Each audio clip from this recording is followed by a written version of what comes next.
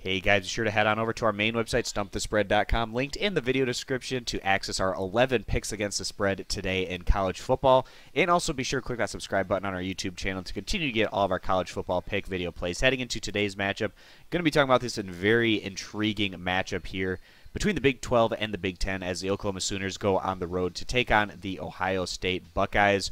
Clearly one of the more intriguing matchups on the board today as two of the top teams in the nation go head-to-head to see how they measure out at this early point in the year. Whoever gets a win in this one is going to get a great resume-building win for themselves, but the loser not going to be completely out of it by any means, especially if it's the road team in Oklahoma. They'll get a chance to run the table the rest of the way potentially, and if they're able to do that, they'll get a pretty decent shot at potentially being able to get into that college football playoff. But the road team here, the Oklahoma Sooners, they had a very manageable Week 1 matchup at home as the Sooners handled their business, getting past UTEP in a blowout win by a final of 56-7. Oklahoma lost some big-time playmakers to the NFL this past offseason, but already out of the gate, they are showing that they have reloaded with what they were able to do offensively in Week 1. Although it was against a very manageable opponent, they're going to get a much better test here on the road in a very tough environment against a capable defensive opponent. So we're going to see just how much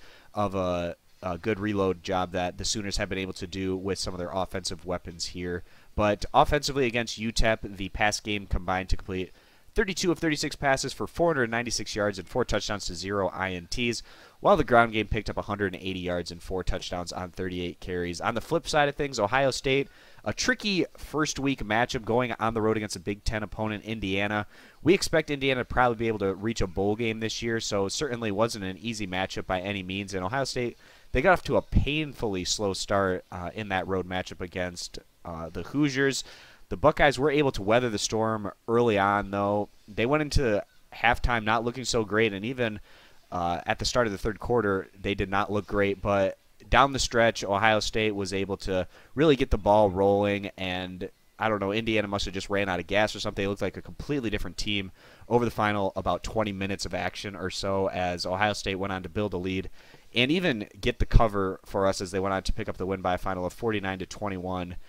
They were down in that game 20-21 in the second half, but they were able to rally there to score 29 unanswered points in down the stretch there. But Ohio State, they were outplayed for 40 minutes of that game, and you know, this is a team that's bringing in a new offensive coordinator, and maybe it's just taking some time for this unit to all get on the same page under their new OC, which can certainly be the case here. But Ohio State, they were a very young team last season.